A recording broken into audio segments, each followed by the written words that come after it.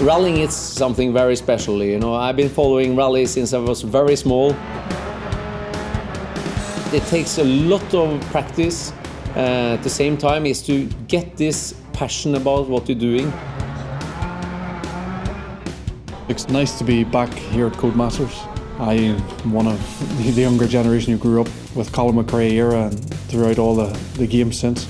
So for me, computer games sit very easily with me, and driving a rally car is lucky enough to be my day job. So to translate that and give people the real perception of what it's like to drive a rally car is something pretty cool. Colin also was the guy who have helped me through my start of the career in rallying. We got very good friends. So when the first Colin McRae started, we were practicing a lot, testing a lot. That was very enjoyable to be a part of the first game. And for me, he was a fantastic person, and everybody knows his driving style. He was very aggressive and good fun. So it makes me very happy to be a part of this DiRT 4 game. Rally's always been a passion of mine. I got into video games because I wanted to work on Colin McRae Rally, and it's kind of gone full circle because I've had the opportunity to get in a car and be a co-driver and compete for real. And getting real-world racing drivers in to look at a game that you've been working on is an integral part of developing the game.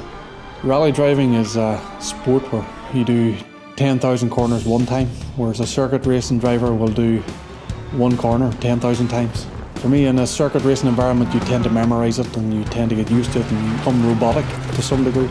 Whereas in rallying, you have to remain completely open. Your stage actually opens the door to being able to curate tracks all the way through the career, but it means that the player can then generate tracks to their heart's content, making sure that the game is always feeling fresh, new, they're always getting challenged by new stages. It's an absolute revelation. If we're going to allow players to generate their own tracks, we want those players to be able to share them between each other, making sure that they can set challenges, send them to their friends. There's potentially millions, a near infinite amount of stages that we can create.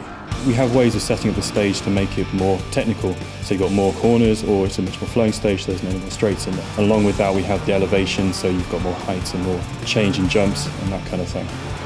My dream has been to make a stage in DiRT 4, share it to all my fans. I put time in, hopefully nobody beats me, but to make a proper competition out of this. If somebody beats me, it will be some proper trophies. It's not about memorising the same stage and being robotic. It's about being open and challenging yourself to a different road every time.